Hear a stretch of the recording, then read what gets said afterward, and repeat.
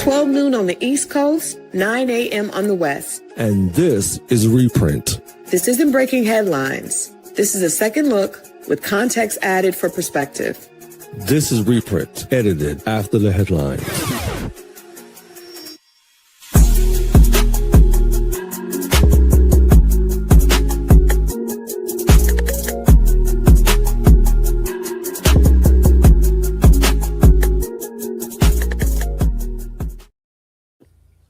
All right. Happy Juneteenth, everyone. Happy Juneteenth, and welcome to this edition of the Reprint. Good morning if you are on the West Coast. Good afternoon if you're on the East Coast. And if you are watching any other time than that, we're just happy to have you here. Yes. Good morning, everybody. Good afternoon, Christal. How you doing? I am well. I am like well. That T-shirt. Oh, you know what? Lenox Parker magazine. I like that T-shirt. So I had to represent us today. I am in Houston, Texas, still here with my son. Okay. If you guys have been listening, you know that my son took a position at Rice University, and so we got him moved in. We did a tour of the school yesterday, saw his office and where he's going to be. And very proud mom. Yes, very proud mom. It was a great way for us to kind of spend. We're doing Juneteenth, celebrating, you know, his new position. Where are you at? You got a great background there. I am in sunny San Diego. It's a little gloomy right now, but San Diego. My wife is out here for a conference, and so I'm out here with her, supporting her as well. So I'm out here in San Diego. We love to hear it. We love to hear the husbands supporting the wives. Got to support the wives. Got to. Absolutely. So it's Juneteenth. So I'm excited. We have a great show for you guys today. We are talking about education, and we feel like, we talked about AI and technology on Monday. On Wednesday, we talked about history and culture with Jen Ferris. It was a great conversation. And today we have guests that are on the forefront of education for our community. But we thought this was the best way to celebrate Juneteenth, because I think that for me, when I think of, how do we celebrate? I'm like, it's great to have, parties and parades and, festivals. But what can we do to make sure that we are progressing, that we are moving forward? Yes. And so for me, that was the best way that we could celebrate Juneteenth as a media platform. We have an amazing digital cover celebrating a charter school in Tulsa, Oklahoma. Our guests today are from a school in Wilson, North Carolina. So I just felt like education put us in a great place. This is how we should be celebrating, by really connecting and figuring out how to secure our future. What do you think, Victor? I love it. The diaspora is so big. I mean, we have people from the Caribbean, like where I'm from, Africa, all of America. And Juneteenth to me means a lot, because it's where we get to connect as a people. For a long time, we didn't have our own, 4th of July is what we go to, right, to celebrate. But this is, to me, a little bit more, because it hits closer to home as far as us being free, as far as us having a place to, or a time, a date and time for us to celebrate, you know what I'm saying? And to have the schools that we're talking about today, I think it's a full circle. We need to be here right now at this moment, because we cover so much music and TV shows and all the stuff, education and tech and stuff that really matters to our community, where the Black dollar comes back in. Right. This is our time and our moment to give back. And I really like this moment that we have right now. Yeah. I think so too. I agree with you 100% as far as to me, it's like education and economic empowerment are the most important things, when it comes to pushing our community forward. And so we talked our conversation with Dr. Danaka Wardrick and Shantae Bacon earlier this week with AI and tech. I'm really looking forward to Black by Design, our tech and AI work, conference that we're doing, a one-day conference that we're doing in August, because I think a lot of people, from what I hear in our community, a lot of people are really intimidated by AI, and they are concerned about it taking their jobs. Just how to use it. I'm not the most tech savvy person myself. I struggle. And so I definitely think it's important, because one thing I do believe is when we avoid something because it intimidates us, we hurt ourselves, we hurt our community, our children, right? So making sure that we're educated and knowledgeable is important, because we pass that on, to our community, to the younger generation. So I'm looking forward to asking our guests about that today. But before we get into that, we did a story on Lenox Parker, talking about the entertainment a little bit, about this new series on Netflix titled The Polygamist. And I've been seeing so much about it on social media that I decided to watch it on the plane coming here. It is a South African series that actually is number 3 on Netflix right now. Is number 3.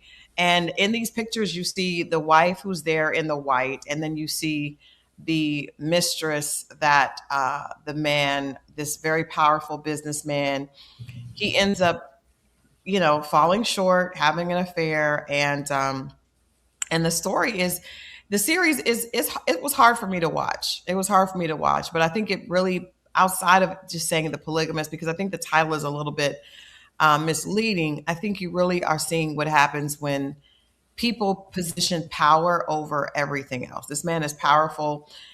He acts this way because he's allowed to, because of what he has. And you see the ramifications it has on his family. And so I'm interested to see what the response is going to be when people read the article, what they think about the show. Have you had a chance to see it at all, or did you see it on social? Not yet. I have to. I saw it on came across on my Netflix feed, but I was like, I'll get back to this one. So I might check it out. Since you mentioned it, I might check it out now. I might go check it out tonight or tomorrow. Check it out. I think. Well, and I'm interested to see how a man will receive it.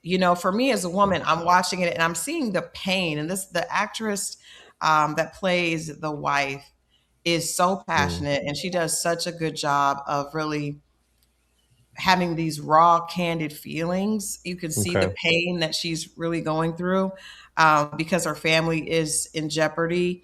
And I think that's to me what the biggest takeaway was. This was built on deception. The man, the patriarch of the family, navigating multiple committed relationships with the knowledge eventually everyone knew. And it's really about, do I want to allow my husband's weakness or his lack of judgment to destroy everything that we've built as a family? It's an interesting concept, because I think people make judgments until you're in a situation like that. But anyway, you guys have a chance, check it out. The article is up on the site now. The title is Netflix's The Polygamist Isn't Really About Polygamy. It's an illustration of emotional abuse. And that's what I saw. I don't like that. I don't like abuse. The husband was emotionally abusive to both the wife and the woman that he was involved in an affair with. Now, that woman was also abusing. She was using her, her feminine wiles to get what she wanted. But it opens up a bigger conversation. And I think I love the fact that a South African project is number 3 in the United States. I love the fact that they're embracing other cultures, and that's a beautiful thing. But I really want to see what people think about this show. What their thought process is when they see the full season 1. It's a lot. It's definitely a lot to watch. How many seasons is it? Just one season right now, or I believe there's just one season. Okay, I just watched the first season. But I think they'll definitely get a second season. Like you mentioned, there's a lot of South African projects on Netflix. They do really well. I watch a lot of them, and they're pretty good. Some of them are kind of cheesy. Some of them have a good storyline. Some of them, like, I don't know, but for the most part, they're pretty straightforward and good. I don't like shows where people are being abused. I mean, but some of it I understand is cultural, I guess, with the man being in power in that area or whatever. I don't know. I just don't like it. I don't like abuse. I hate it. Yeah. Well, I think that, but I don't like it. I don't like when people are being abused or being taken advantage of, or I just don't like that. Yeah, I don't either. But I think it happens in every culture. I think every culture deals with the issue of power. Does power corrupt? Ultimately. Yeah, it does. It does for most parts. I think power. power brings out where your heart is, like money. The more money you make, the more it shows how you are as a person. If you're generous, you give more. If you're a person that holds on to it, you hold on to it more. So I think power is the same way. I think if you're a powerful person and you understand the people around you, it's different to, person who just wants to be powerful to suppress and to keep people down, so. Yeah. I wonder though, the drive to becoming powerful, I think what drives people to become powerful is often what makes them have those ways. I think people that are truly loving and, want the best for everyone, a lot of them are not driven, They don't want power. You don't want power. You just like, you know what? I want to serve. I want to serve my people. But people who are like, I want to be in power so I can control this or, It's two different motivations. Yeah. It's two different motivations. But, with that said, I think we're going to get into today's conversation. I'm super excited about our guests today. First, we have Dr. JoAnne Woodard. She is the founder and former executive director of Sallie B Howard School of Arts and Science. It's a free K-12 public charter school established in 1997 in Wilson, North Carolina. She is the driving force behind the school's culturally diverse faculty and student body, and its current study abroad program, which sends students to countries like China, India, Africa, and Australia. I think we have our visual here. And we also have Saptosa Foster. She is the COO of the Sallie B Howard School of Arts and Science. She is also an award-winning communication strategist with over a decade of experience in public relations and media. She formerly served as the managing partner for 135th Agency, a strategic communications firm based in New York and Atlanta. They are our guests for today, so please help us welcome to the Reprint, Dr. JoAnne Woodard and Saptosa Foster. Good afternoon, ladies. Good afternoon. Good afternoon. So excited to be here. And I just want to clarify, I'm the Chief Communications Officer. But I don't mind the other title either, but I'm Chief Communications Officer. CCO. Yes. CCO as opposed to COO. Well, happy June. First of all, happy Juneteenth, Dr. Woodard. Thank you so much for being here. I understand that you are on a wonderful escape there in Orlando, one of my favorite places to be. Welcome and thank you for joining us. Yes, exactly. I'm excited to be here. And let me just say at the outset that I was listening to your conversation before you brought us in. And I think it's spot on that you're using Juneteenth to focus on some very meaningful concepts that we need to expand Juneteenth to embrace. Yes. For example, you're talking to us about education, the meaning of education, the importance of education, how that moves us as a people so forward. And typically Juneteenth, it's about festivals, it's about parties, it's about celebrations, it's about history too, because Juneteenth is an opportunity to teach the value, the meaning, the focus of Juneteenth and the historical impact of it. But I'm so excited to be able to talk to you about the value and the focus of education within the context of Juneteenth and how we as a people move forward when we focus on that. So I just wanted to say you're spot on. It's spot on to even have this conversation with me and with others in education. Thank you. Thank you.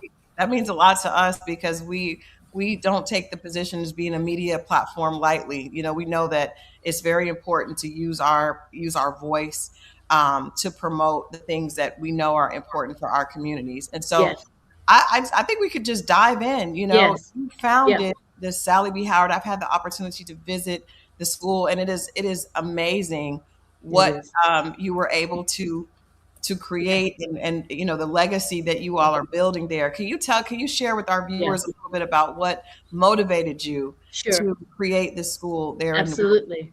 I'm happy to. And it all starts with Sallie Baldwin Howard. The school is named in her honor. I met her when I was 39 years old in 1986. And she changed my life. I already had the PhD. I was already a staff psychologist in the area. But when I met her coming back to Wilson, she introduced me to knowledge and history that I wasn't aware of and didn't get in my education at in Wilson, North Carolina, back in the Jim Crow days. Let me just say it that way, because that's exactly what it is. I will be 80 years old next year. So I did not grow up. I did not grow up in integrated communities and things like that. So what she introduced me to were books like They Came Before Columbus, Nile Valley Civilizations, Ivan van Sertima.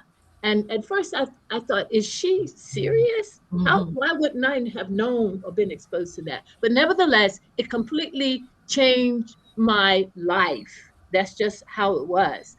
And when I learned about the greatness that runs through our veins as descendants of Africans, and the greatness that they showed to the world, building the civilizations and all of that in Egypt. So I said, Sallie, we've got to put that in front of the children, because if I had learned this when I was a child, perhaps the pathway of my life would have gone differently. I'm not saying it would, because I'm so happy with the direction I did go.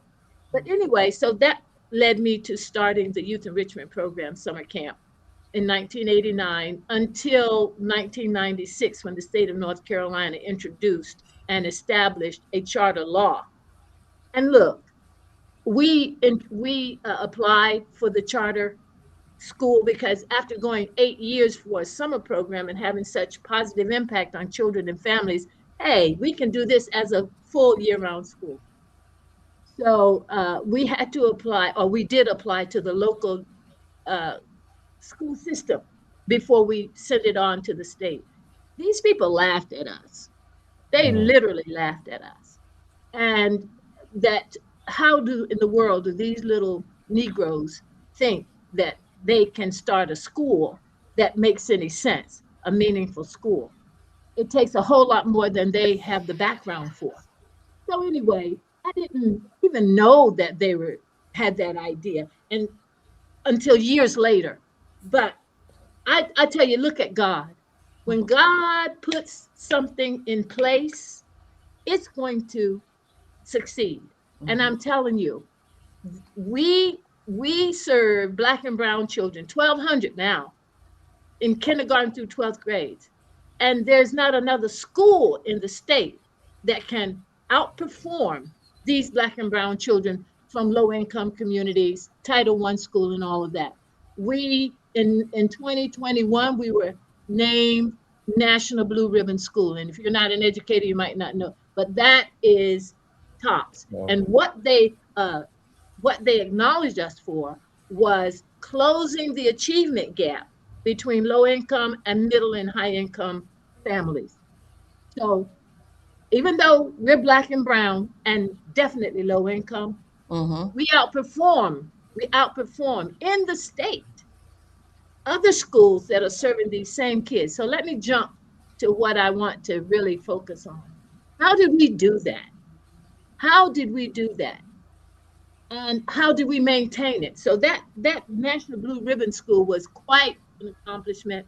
Now we are, our accomplishment academically, which is where it counts now, is that the state of North Carolina grades schools on their performance on state exams, not your local exams, the state exams.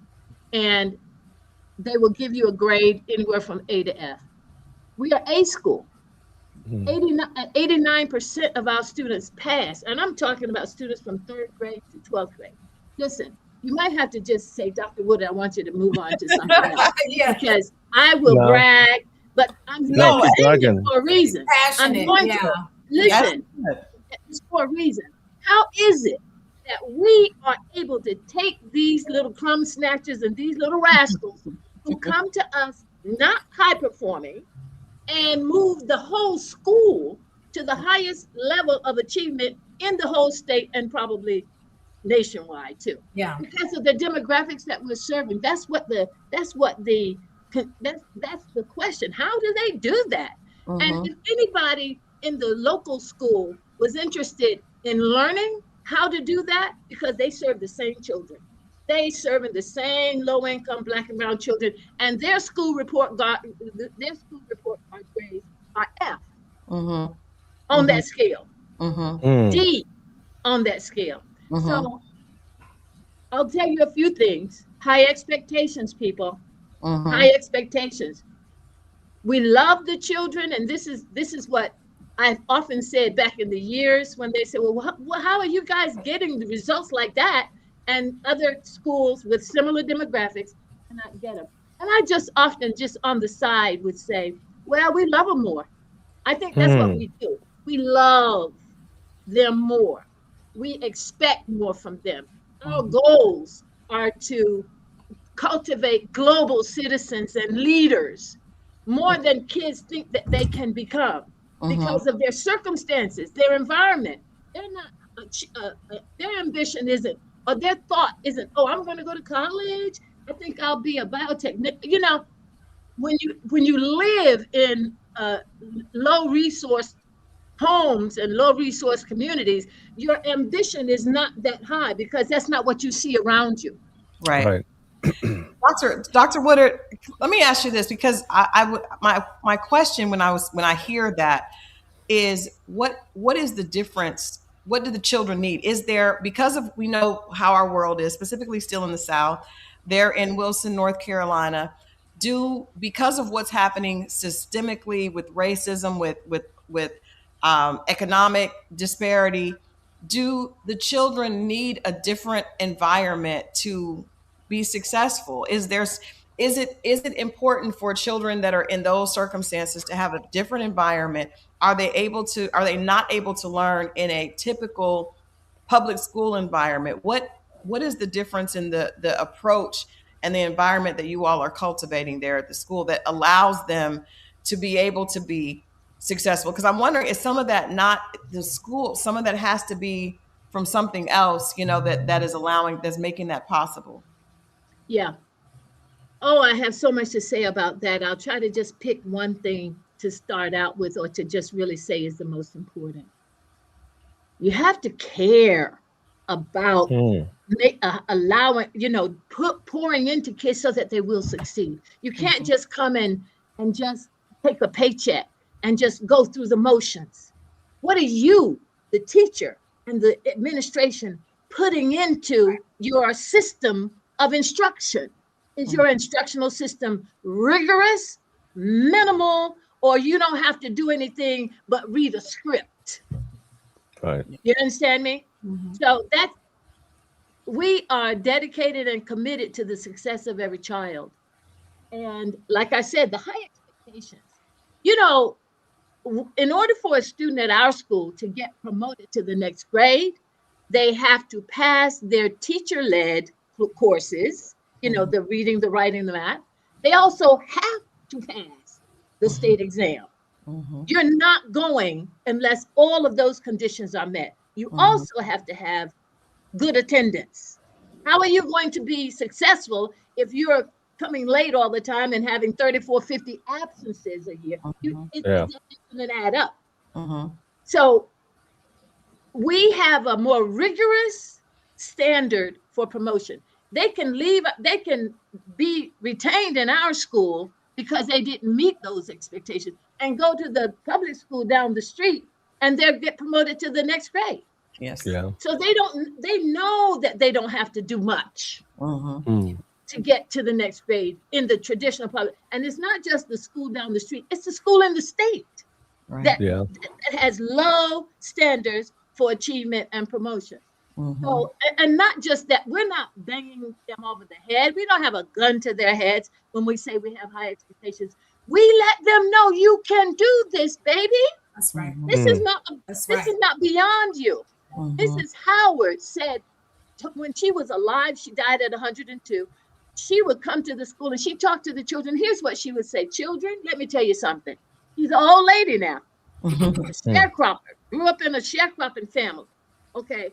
But achieved. She loved learning, and she got a scholarship to go to Hunter College in New York, where she got her bachelor's and master's degree in history. History was her thing. But she would say this, and this is important to know. She would say, children, let me tell you something. You are somebody. God gave you gifts, talents, and intelligences to make a way for yourself in life, but not just for yourself, but to share with others.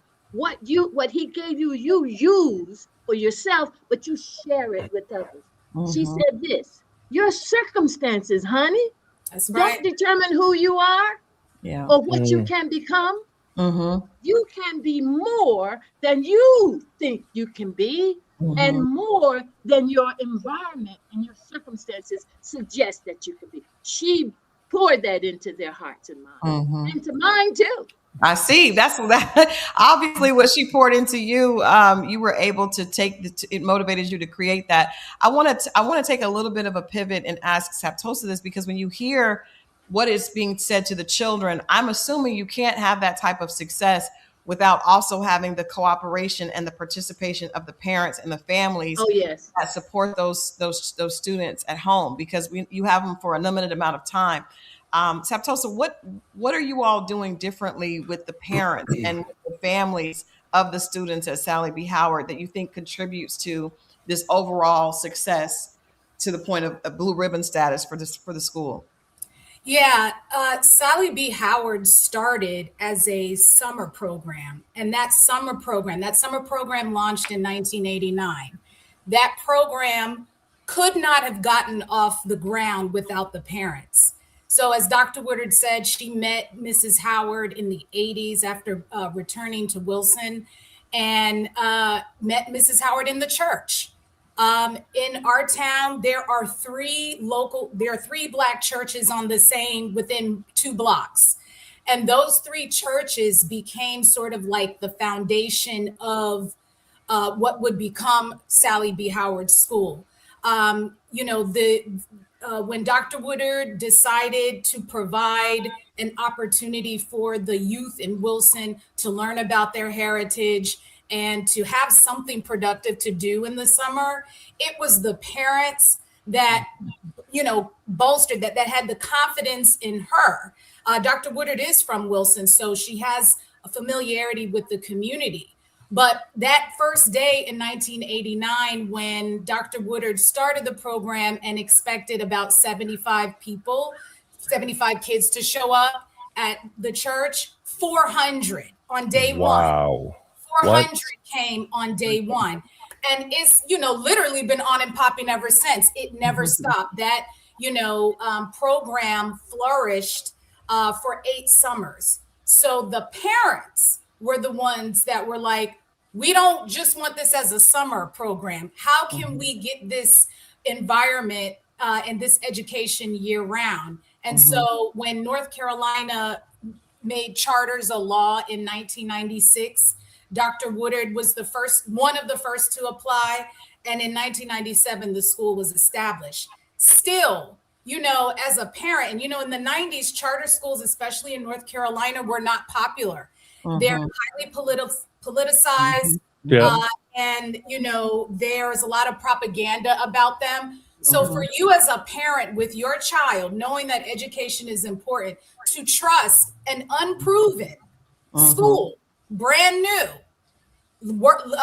operating out of trailers on Lipscomb Road, that required the confidence. But it's because that education, that environment, that nurturing did not exist in Wilson County, in Wilson County schools. You could not find a school that would embrace and uplift and hold high expectations for Black and brown kids at that time.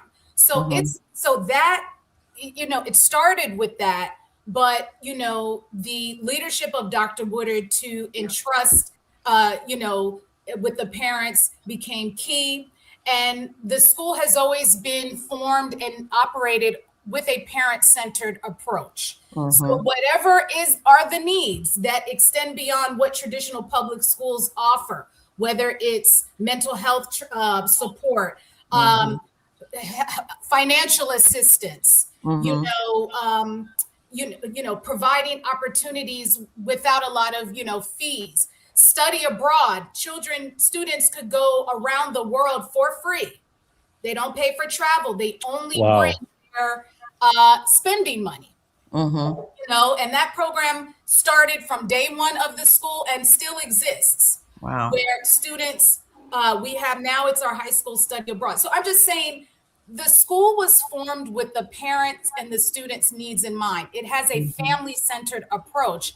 And we have generations after generations of students. I spent a couple years as a teacher, and some of the students I taught in, 2001, they have students there, and we have their children. So that's the difference. It starts with those high expectations, that confidence that you are somebody, but that is why we've been so successful with our parents. I got a question for you, Dr. JoAnne. How important is representation in our schools, male and female, just students to see Black, faces that's teaching them and that's showing them the love and showing them the care on a daily basis? How important is that? Do you think it is? Yeah, that's very important. And just that's the reason that I introduced myself from the very beginning as Dr. Woodard, because they don't see Black women as doctor anything, and they don't even know what the doctor is. They just assume it's a medical doctor, but I'm a doctor of psychology. Right. But and I don't have that ego, by the way. I just did it because look at yourself over here. So representation is important, but I want to let you know we have international representation, not just Black. That's what we have. We have lots of teachers. And part of that reason was in the beginning, as she said, people didn't trust or didn't know, even the banks that we have been working with and bought land under. When we asked them to sponsor us for the initial opening of the school, they just walked us down.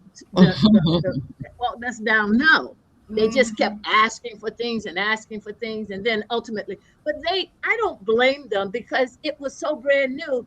Yeah. Will this investment pay off? How long a charter is going to be around? This is so new.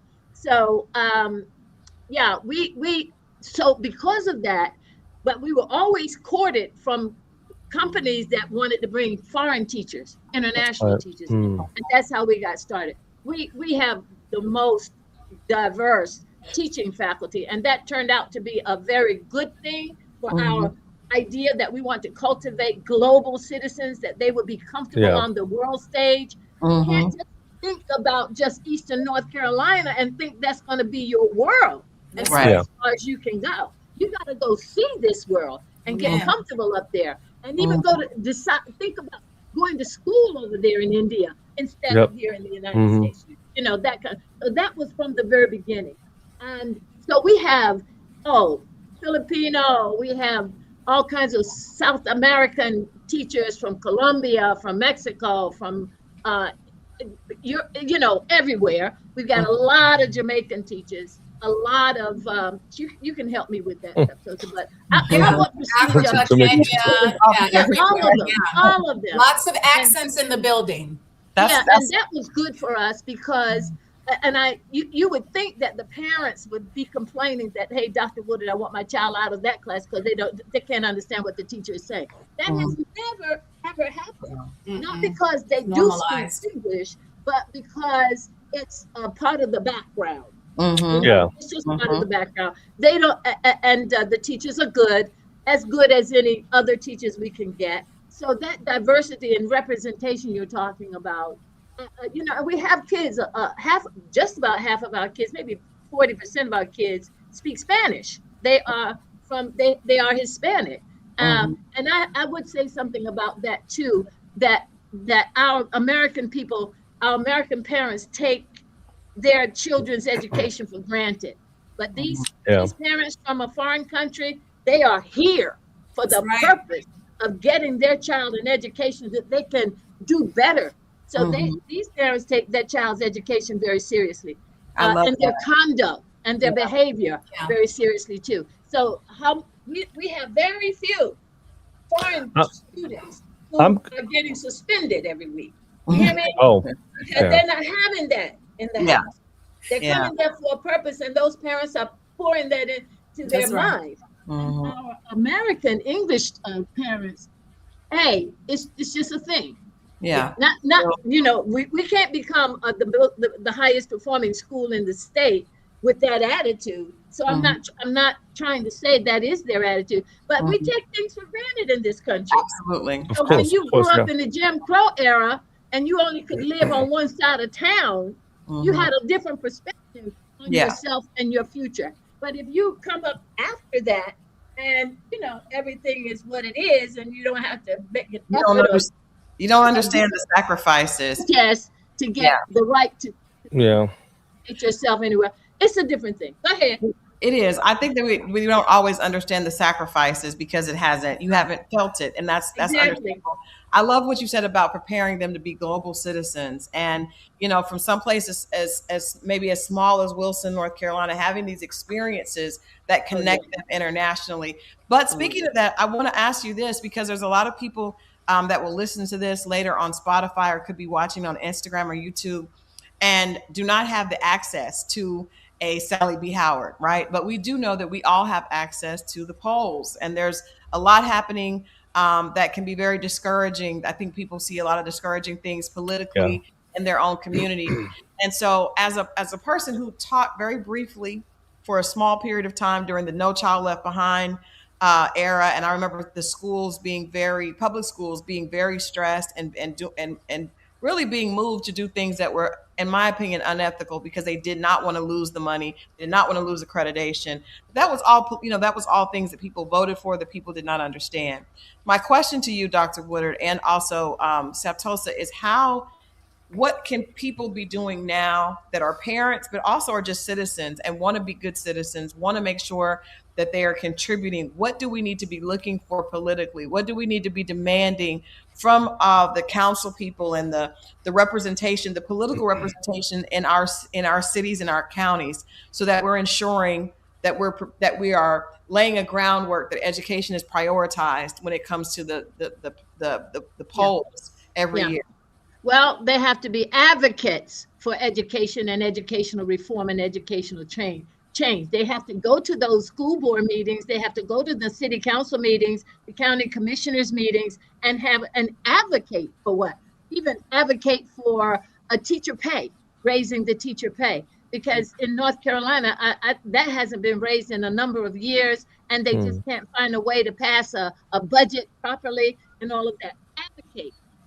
That's one thing they can do politically to push. They can also run for they can replace some of these people that are not in support of charters or not in support of education the way it should be. We have a brand new Sallie B Howard graduate, Hispanic young man called Eduardo Piscaso Herrera, who has just been elected into the city council. And that's never. Wow. He's Wow. Never. And he's coming to represent. He's coming to not make noise, but to advocate for change and for attention on things that the city has not given attention to, such as the ICE thing and all of that. So he just simply and not cautiously, he simply said, we need to have a policy. We need to talk about what will we do when ICE comes to Wilson? How will we respond? And that was the biggest noise in the county. But so that is huge change for first time in the history of this town that there's an Hispanic member on the city council, and he is not just passive. So parents and community people can do a lot. The time right now, you look across the country, people are getting out there to just ordinary people. I'm thinking about Minneapolis and trying to protect those families there. That has really initiated and triggered similar actions on because the people have the power. We have to understand that the people have the power to make change, not those people that you elected and put on those boards. I love that. Dr. Wood, you got me all fired up. I'm feeling like I need to go out and do something. Do it. That's what Michelle Obama said. She just said that too, didn't she? We got to go out and do stuff. We have to go out and do stuff. Saptosa, I know I had a conversation with you earlier this year about what was happening in Wilson, even with students and in response to ICE and a lot of the things that we were hearing. I think it's important that people do understand, because if you, like myself, my children are grown, so I didn't have that experience. I wasn't aware. I see what happened on the news, but talking to you, someone that was in the school and was dealing with the parents and dealing with children and the emotional concern just on both sides. Can you talk a little bit about how you all handled that, and what are some things that people who did not have children in schools might not have known about what just happened this past year? Yeah, that was a time of a lot of anxiety across the board, not just from the Hispanic community, but from our school in general. We have a large Hispanic population. And what, as a leadership team, we did was we tried to make sure we clearly understood the law about what this process was supposed to look like. Now, we were going by the law. We were going by what our school attorney said is the law. And, we developed some communications about that. Now, we know over time what was legal was not always what was being enacted on the streets. So we also partnered with activists locally, and I would say unofficially partnered, but we received support and information from nonprofits like Casa Azul de Wilson, and just people that were providing information that was a little bit more relevant to our community about, what can happen, what your rights are. And we were supporting our families. We listened to our families.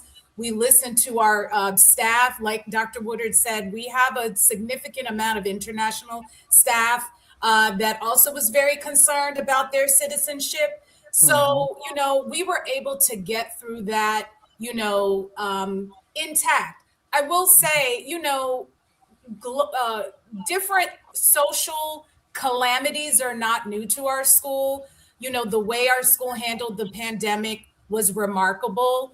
And it was a masterclass in unity, because we did not return to our building for a year, but we did require virtual school. And that was optional in our state. You did not have to require that. So the fact that we were consistent, those same high standards that we had in person, in the building, in the classroom, we applied that in our virtual setting. And as a result, our school's learning loss was not as drastic as the state comparatively. We still, our students still took the EOG, even though in the state it did not count for maybe 1 or 2 years, but we still took it. And that really, again, we believed that our students could step up to the challenge. And, as far as, the immigration challenges, which are not over, that is still an issue.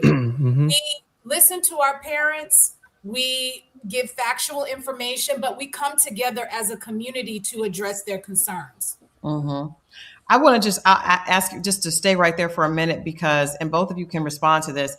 I've heard so many people say that during the pandemic, so many students lost. I mean, there's a huge gap in what was lost during those times, not just academically, but also socially. And just, for a lot of the social development for some of those students that were very young during that time. Those students are still, progressing through the system. What can parents do, and what can the community do to really support those students that did? I mean, if you're in the 5th grade and you go through this year and a half of like disconnect, that creates a very different reality for them, than the rest of us who that were adults during that time. What can communities and parents do to support those children that did, go through that and still are living in a very different, all of us are living in a very different world, They have to prioritize attendance. That's the easiest thing, is to make sure your child is going to school. then you have to kind of take a little bit more of an involved role in their lessons, their homework.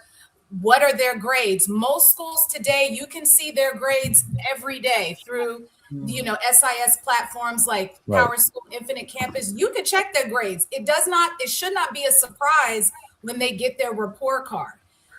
Parents don't have to have that subject matter knowledge. I know I hear that when people are like, oh, I have an older high school child, I can't help them with their algebra.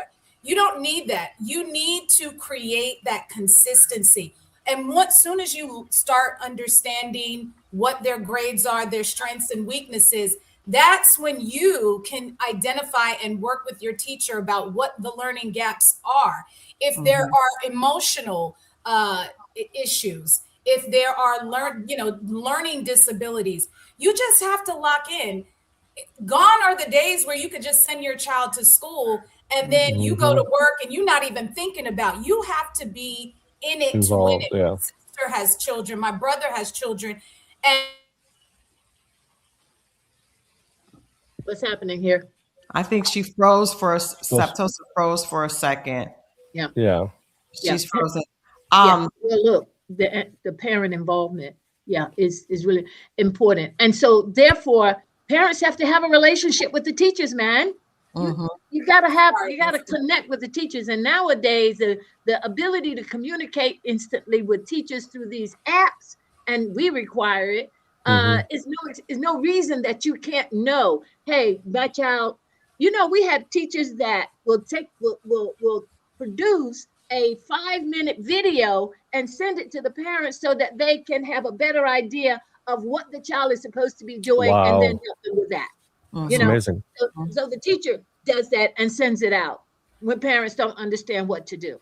So, but if you won't get that unless you have a relationship with that teacher, so if your child is not doing well, it's not always, and probably never is, the teacher's fault. The child is struggling, and you got to jump in and get with the teacher and ask the teacher, so what can I do here? How do I help him? And I want to ask another question because there's a lot of information here. I know. Education that is in the news all the time. Obviously, there's concern for safety. We've heard so many school shootings and tragedies happening at private schools, public schools across the country. How do you all, first of all, what do you think is happening? Just because you're on the ground, on boots on the ground with young people, and this is happening more and more. It's becoming almost normalized. But what are you all doing, or what have you put in place to make parents feel safe? I know here in Atlanta, parents were arguing with administrations over kids having access to their cell phones, because if something does happen in the school, you want to make sure that you have access to your child. The idea of children being in a safe space, schools being used becoming more and more of an environment for violence is very alarming. What are you all's thoughts on where we are with that, with gun violence in schools? Well, the first thing I think of is fallout from the pandemic and the isolation that children experience for a year and a half. No contact, no social connection with friends, and that's part of the output. That's part of the outcome of isolation. But the after that, I want to say that oh boy, I lost my train of thought because I got stuck on that on the isolation. That you can't minimize what that did to the children. Yeah, no problem. Definitely the isolation, but which is exacerbated by social media, because you can, as a young person, fall into all kinds of black holes of misinformation, toxicity. But there's also, like, just socially in this country, there's no one, I think one reason why school violence is on the uptick, because they see school violence in a lot of media, or they see violence in general. The mental health is definitely an issue, and the access to guns is at an all-time high in many states. it's, you know, just go to Walmart and, you know, and look like a True. grown man. Yeah. So that's, you know, a kind of a cocktail of all kinds of things. But at Sallie B Howard, we have a lot of structure. We have a lot of structure, a lot of supervision, and the culture that we have really nurtures and rewards positive behavior versus becoming a school that's just like a militant police state, you know, kind of school. We are very strict. We even, you know, as we're in our summer period and we're going to begin a new school year. For the new kids that come to our school for the first time, they kind of stand out. They stick out like a sore thumb because they have all of this, you know, behaviors that are foreign to us. And so we run a strict program at Sallie B. Your uniform, the way you speak to people, the way you address teachers. We have a character ed program called Pride, Perseverance, Respect, Integrity, discipline, and excellence. Did I get that right, Dr.? Yeah, you got it right. Okay, all right. And so you get rewarded just as if you would, just like you would to make the A honor roll. We praise. We have a nurtured heart approach, which is a heart-centered approach to teaching. Again, rewarding positive behavior, not obsessing and glorifying negative behavior, giving attention. So a lot of that, you know, is in our culture as a school, and it does give you some sense of security, not total, because we live in this world, but we, you know, there's a difference when you step on foot on campus. There's accountability for teachers and staff. You know, all of these things matter, and they make a difference when, you know, in situations where things slip through the cracks and you got somebody coming on campus causing trouble, or you got, you know, supervision, you know, things like that. So we're very fortunate that has allowed us to keep a safe and orderly school. I got Just a one question. more thing to add to that the discipline policy is pretty strict too. Two instances where you got into a scuffle, you're going to be long-term suspended or sent to another school. 2 instances which you've been vaping, just 2 in the year, not 2 together, but 2 throughout the year. You reach that second incident, you're going to be long-term suspended. Or there's something in North Carolina where the child can be sent back to their district school. Yeah. So we don't play around. That's too much of a distraction. That's right. To keep I got a question. No, it's fine. With the polarizing administration that we have right now, in the White House, and we see the rise of racial discrimination and racial issues across the world, especially here in America, right? Especially in the South. How do you guys deal with that at the school? And do you have a high percentage of like white kids that come to school as well? No, it's not a large percentage. We're, you know, like 99% Black and Hispanic. And maybe out of 1,200 kids, we might have 35 that are Caucasian. And how do they, you know, interact with the kid? How does it work? Like, is it tension? Is it fine or okay? No, they're fine. I'm curious because mostly it's the other way around. Mostly it's mostly white kids, and then you have like 30% Black. So I was wondering how that works with the parents and okay. We're set up. We definitely promote diversity and we uplift, individuality. So there isn't this idea that, oh, well, you're not accepted because you don't look like us. That is a dynamic in this country that is fueled by white supremacy, racism. Yeah. So that this environment is not that. You can find your own tribe within the school, and it's all embraced. We all, excel, and we support kids of all races. It's just the demographics of our community make it what it is. Yeah. Mm-hmm. And there's a question from one of our loyal viewers, Edna Perkins. She asked, are you FERPA or special ed parents visiting, or are they allowed to not? Oh, sure. We've always had a strong special ed program for the extremely disabled, where they're just they have to be in a room because they may have they may not be hearing, they may not be able to speak. So we go from just the regular, EC kid that can actually be placed in a regular ed class, but have some pull out help or some push in help. We go from that level all the way to the very, very severely disabled, and we've always had it. Yeah, so, we've got special ed. We are one of the highest. Our EC kids are one of the highest performing in the state. We actually got an award for that last year. We were recognized by the state for that. And it's again, we don't isolate students with an IEP or whatever and think, well, let's separate them so we can keep our achievement numbers high. No, they are integrated into the classroom. They get pull-out resource when necessary.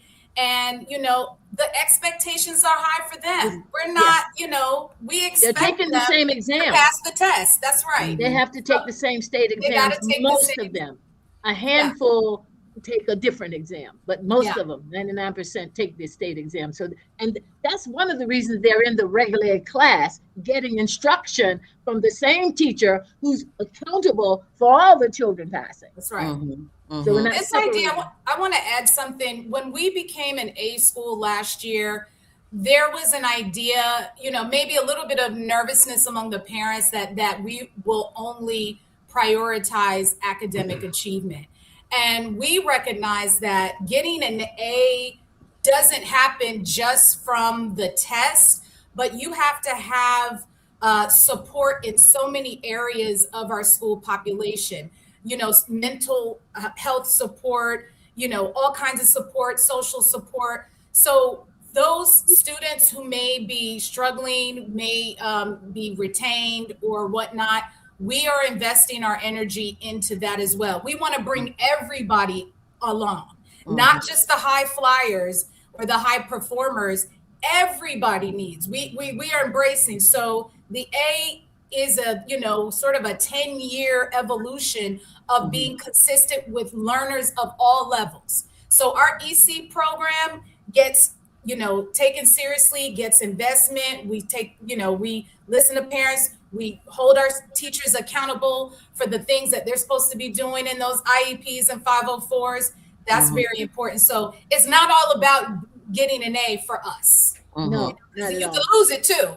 It's not guaranteed. So I got one more question. One last question. How's the food?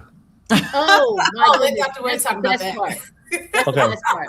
When the students leave Sallie B Howard, because we were not always a K-12, only K-12 since 2020, and then that was the pandemic year. So 2021, we had children in the high schoolers in the building. So that's not long.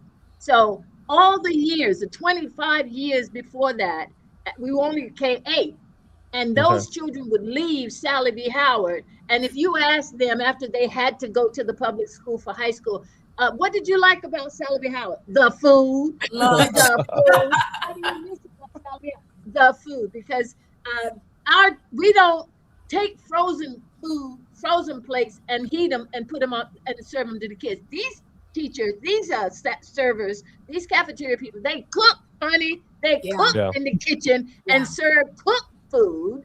Like tell them some of the ones that pot they love. Roast.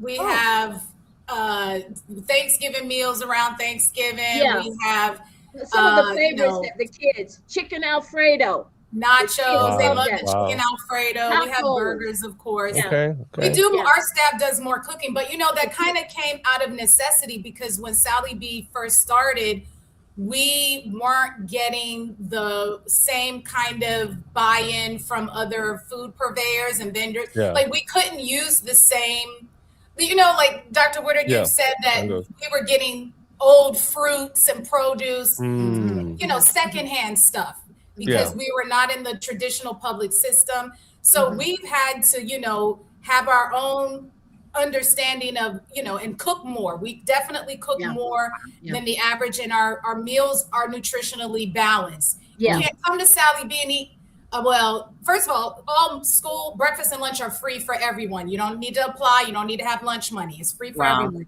But you will be served, a balanced meal. Now, whether the child eats it, that's not under our control. But I was astonished that in other schools, you could literally get a bag of chips and pizza every day. You can, yeah. Every day. Wow. So, yeah. Our child nutrition director in the early years went around and asked the children how they liked the food that they were eating and what would they like to have instead. So there's a lot of investment from the cafeteria team to make sure that what they're preparing, the kids are going to eat it. So, that's important. It's funny, but really, food, if they're eating a bag of chips or a bag of M&Ms and that's it, that does affect their ability to learn. 100%. No, it does. Yeah. And we don't serve any pork at any time. Yeah. I love pork. Don't get me wrong. I'm not judging pork, but we never have done that. Because we have Muslim kids. We have kids that have the parents we're just taking care of them. Yeah. I love this. I think this has been, if you guys are just tuning in, we've been talking with Dr. JoAnne Woodard and Saptosa Foster. Dr. Woodard founded the Sallie B Howard, which is a charter school in Wilson, North Carolina. And we felt like it was important for us to celebrate Juneteenth by, first of all, giving an inspirational conversation and really focusing on education, because we know that our future is going to be determined by the students that are at Sallie B Howard and across the country. They are going to determine the future. So just hearing this has been really aspirational. I want to include you all in our, every day we do an inspiration, we also celebrate a Black business. And so today our Black business of the day obviously would be Sallie B Howard. We encourage you all, we've supported the school in the news, in our platforms. We encourage you all to go to their website and see all the amazing things that are being done at the school. But our affirmation quote of the day is, I think, one that gels really nicely in what Dr. Woodard and Saptosa have talked about instilling in the young people, because we know that not only should we instill it in them, but sometimes we have to instill it in ourselves as well. Oh, yes. And so today's affirmation is, I speak with wisdom and authority and others respect me. The quote comes from a conversation by Confucius that said, respect yourself and others will respect you. This made me think a lot about what you said earlier, Dr. Woodard, about expectation and pouring expectation into the students. And I wonder what your thoughts are on this affirmation quote of, I speak with wisdom and authority and others respect me. How do we teach children to respect themselves and to walk into a room knowing that they deserve respect from others? Well, I think the biggest thing is to let them know that they are somebody. You don't go in with your head hanging down because you don't have looks like other people have, that they are somebody. If you can pour that into them and then prove it, then show them and prove it, they will take that with them and walk with their heads held high. Absolutely. Saptosa. Amen.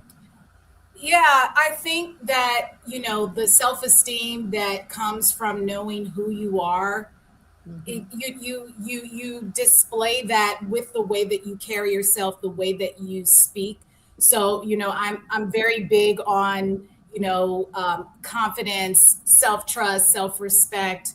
And I, through my adult life and my career, I have, seen the benefit and the necessity, especially us as Black people, for speaking with authority, respecting ourselves. I'm very fortunate to work in an environment where that is a core value and that is demonstrated every day. So I love that affirmation. Mm-hmm. Well, I've loved this. This has been an amazing, I think, what a beautiful way to celebrate Juneteenth with this conversation. I got to ask you, Dr. Woodard, any last minute thoughts? I could listen to you for the entire day, just your outlook on our community. But as we look forward to, this is kind of the midpoint, we're a little past the midpoint of 2026. We are going into midterms. We're going into the holidays. There's always a lot of things. We're all kind of distracted by what we see in the news and what we see on social media. Any words of just inspiration from your perspective, not just to young ones, but to people that, you know, may be struggling. We know inflation is high. There's just a lot going on that could be discouraging sometimes. How can we pull ourselves up so that we're able to finish 2026 strong, knowing that, you know, we have the confidence of moving into the future? Well, the only thing that comes to mind, the first thing that comes to mind is that let people know you have power. You have power, and we have to exercise it. And the biggest thing we have now is the vote. Don't sit home and sit it out because you're discouraged by what's going on. At least get out and vote. If you're not going to even go out and register people to vote, you know, the minimum that we have to do in this time to make a change and to move things in a different direction is to vote. That's all. Well said. Well said. I think Dr. Woodard has said a lot of it best. I think that voting absolutely is essential, but also you can do other things in addition to voting that are just as effective. People, your elected officials, respond to those who engage with them. If you really have a concern and a need, it is easy and free to call, write, email, or show up to these meetings and to find out, to take a closer eye to what these elected officials are doing. They, you know, the squeakiest wheel gets the oil. And that's exactly what we need to be thinking about. You can do more things than vote. And I think I'm thinking about the people that's like, oh, voting doesn't matter. Voting absolutely matters, but voting in with also effort and works and involvement is the key to change. Thank you. That's good. Very well said. Very well said. Yes. Well, Victor, I think I'm proud of us. I think this was a great way for Lenox and Parker to celebrate Juneteenth. It was. Yeah. It is.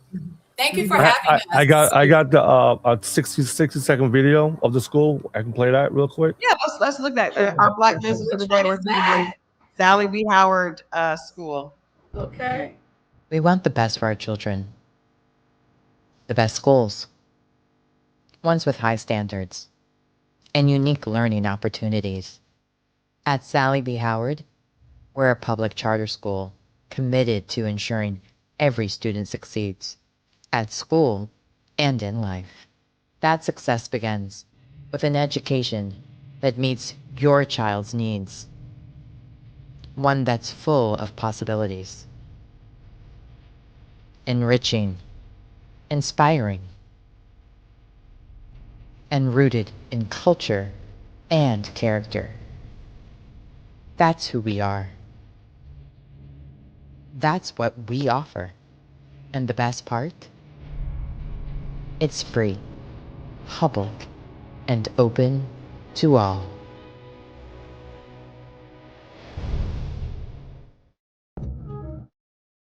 I love that. I love that. Well, you guys, I just want to thank both of you, especially Dr. Woodard, who's out there in Orlando. You're on mute, so you may want to unmute your microphone. It puts us on mute after a video.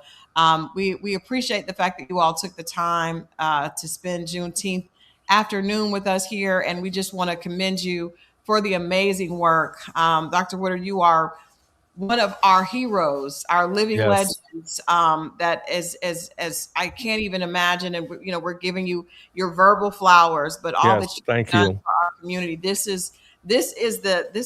is the embodiment of a cultural hero and legend. So we thank you so much for what you've done. Saptosa, you are as well. I've always been in awe of the legacy that you are a part of, and we thank you so much for being a part of our broadcast today. So we want to say to everyone watching, happy Juneteenth, be encouraged. And know we are on our way.